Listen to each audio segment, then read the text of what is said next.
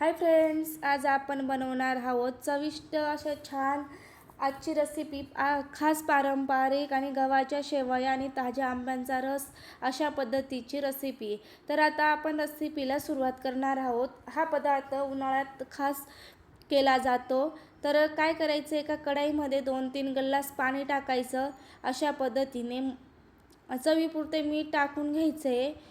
तर करायला अगदी 15 मिनिटात तयार होते, चवीला अप्रतिम होते। तर काय करायचं, इथं मी टाकून घेतलंच 1 चमचा तेल टाकलं। तेल टाकल्यामुळे ना शेवया ज्या असतात ना छान अशा मऊसूत होतात आणि मोकळ्या मोकळ्या होतात, त्याच्यासाठी ना तर आपण तेल टाकायचं आहे। तर अशा पद्धतीने मस्त आता आपण 2 मिनिटं व्यवस्थित चाळून घेणार आहोत। अशा पद्धतीने आता 7 मिनिटं आपण छान मोकळ्या पाण्यामध्ये उकळी काढून घ्यायची आहे। तर हा पदार्थ उन्हाळ्याच्या दिवसात ही रेसिपी खूप आवडीने खाल्ली जाते। चवीला गोड, पौष्टिक आणि अगदी घरगुती साहित्यात तयार होते।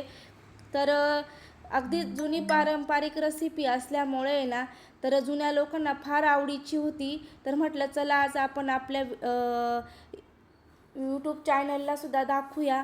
तर बघू शकता आता आपले 5-6 मिनिटानंतर आहे ना मस्त अशा शेवया शिजून झालेल्या आहेत। तर आता आपण एक चाळणी घ्यायची, खाली एक भांडं ठेवून घ्यायचं अशा पद्धतीने। तर त्या चाळणीमध्ये आपण ज्या शेवया होत्या ना त्या गरम गरमच लगेच आपण गाळून घ्यायच्या अशा पद्धतीने। तर बघू शकतात आता 2 ग्लास पाणी घ्यायचं, थंड पाणी घेतलेलं आहे बरं का नळाचं।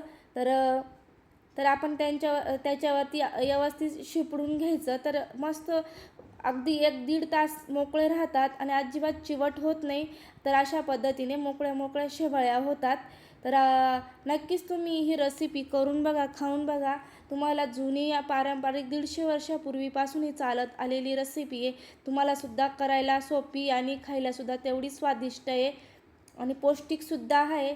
तर नक्कीच करून बघा। तर अशा पद्धतीने मी चाळून घेते आणि 2-3 मिनिटासाठी अशीच राहू देते, पाणी नितरून जाईल तोपर्यंत। तर इथं आपल्या शेवया तयार झालेल्या आहेत। तर रस मी आधीच करून ठेवला होता, व्हिडिओमध्ये दाखवला नाही आहे।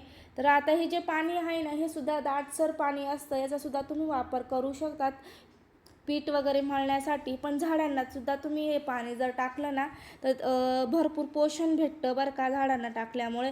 तर नक्कीच करून बघा। आता आपल्या इथं शेवया रेडी झालेल्या आहेत। तर साईडला आता आपण हे साईडला ठेवून घेणार आहोत। आता खायच्या कशा ते सुद्धा मी दाखवणार आहे व्हिडिओमध्ये। आता हे पाणी उरलेलं आहे हे मी झाडांना टाकणार आहे, अजिबात वाया घालवायचं नाही आहे। आता मी इथं शेवया एका बाउलमध्ये काढून घेते अशा पद्धतीने। बघू शकतात किती मोकळ्या मोकळ्या झालेल्या आहेत, अजिबात चिवट नाही आहेत। इथं रससुद्धा मी फ्रेश बनवून घेतलेला होता। तर अशा पद्धतीने आता आपण एक प्लेट घ्यायची आहे, एका प्लेटमध्ये थोड्याशा शेवया टाकून घ्यायचा, त्याच्यावरती रस टाकून घ्यायचा। तर व्हिडिओ जर आवडला असेल ना तर लाईक, शेअर आणि सबस्क्राईब करायला विसरू नका। अगदी सोपी रेसिपी आहे आणि अगदी पारंपरिक रेसिपी आहे। नक्कीच करून बघा, तुम्हाला सुद्धा तुमच्या आजी आजोबांची आठवण येईल।